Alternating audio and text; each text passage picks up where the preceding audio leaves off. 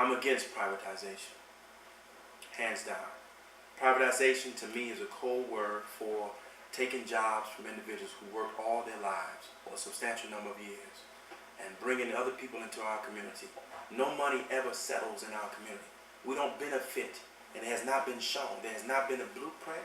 There has not been a data-proven, evidence-based proof that privatization works.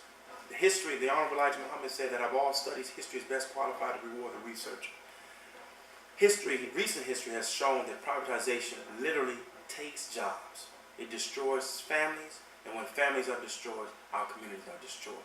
Yes, things are going to be privatized, but I'm of the opinion if it's necessary to privatize, then why don't we help the unions train their rank and file members to pool their resources and start their own businesses, so when bids come up to cut the grass, when bids come up for lighting, when bids come up for whatever it may be, then you have union officials or union members who have pooled their resources together, establish a legitimate business, can properly bid on the contracts that come in the city of Detroit. That's what I believe.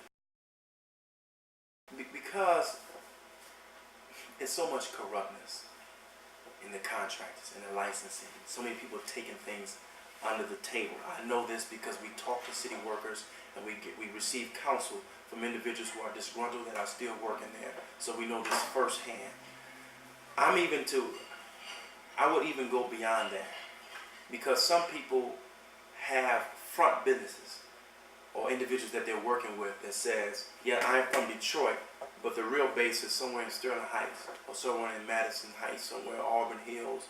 I think that if we go with just 51%, I think that we need to do more investigation on where these who is behind the businesses, who is on the bank accounts, the residency of these particular businesses, and we have to establish some type of standard that will equate to the legitimacy of these businesses. Too often, the city of Detroit has had so-called 51%, but why are we number one in unemployment?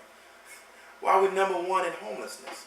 If we got majority of the citizens of Detroit in these particular jobs, something is not adding up. I'm not a fool, and many of the citizens of Detroit are not fools. Those numbers sound good, 51%, but are they really 51%? So as city council, it would be my objective to create a task force to take a more of an aggressive investigative role into these 51% or whatever percent it may be. And I would even say, I would even vote for more percentage. We're living in the number one unemployment city in the entire country. It's obvious that 51% is not working.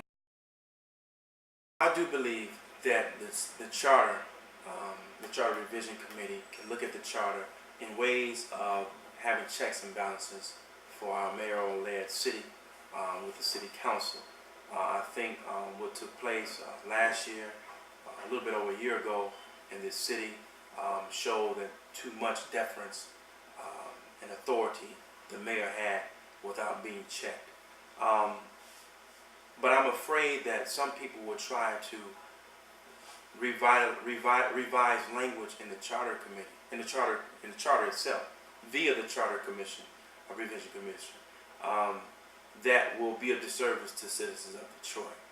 I think that there's hidden hands behind. I'm not spooky. I'm not some theorist or anything like that. I deal with facts, and I deal with what is as opposed to what should be. There are individuals who seem to want to take control of our city. We are an oil field. People are wanting districts. We have big corporations looking at the transportation infrastructure of the city of Detroit.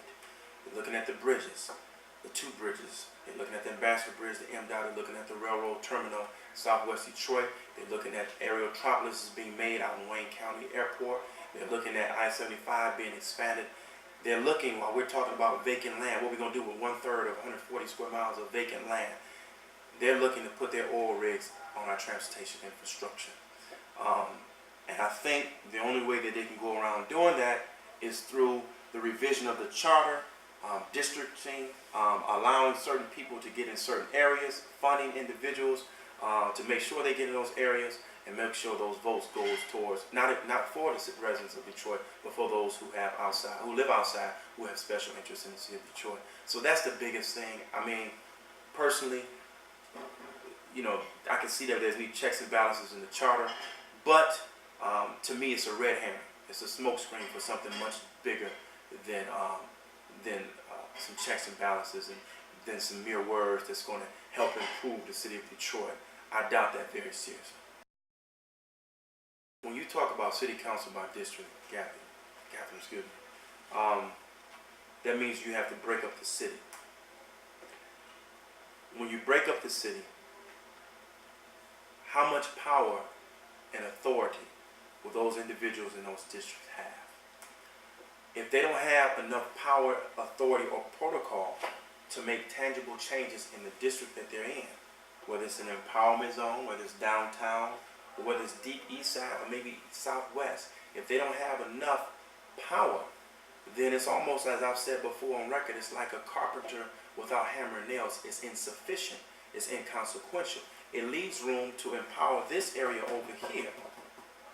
Say, for instance, the 7th district. I'm just giving you an example. 7th district is our highest area of Chaldean, so it's just come out my head.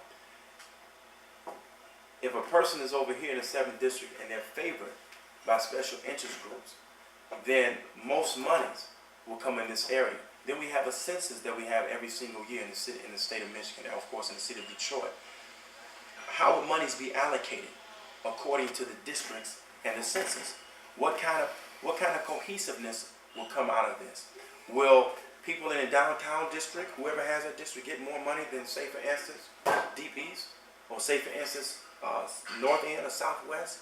I mean, it's just too much, and it's not enough clarity with what the Charter Commission can do, what these individuals can do. So, in my opinion, it leaves room for individuals to come in and put people in position that will probably be a disservice to the citizens of Detroit.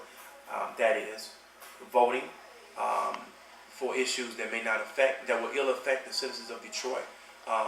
Monies allocated that won't affect or a tangible change in our neighborhoods. That's what I'm concerned with when I say that. It's a very serious situation. I travel to New York where they have districts. I travel to wards. Chicago very frequently where they have wards. Those particular entities or cities are probably the most corrupt that Detroit could ever be. The moral of what I'm trying to say is no structure ever guarantees the integrity of an individual. Period. Never has.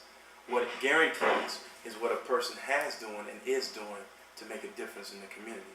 Of course, I would like to see diversity.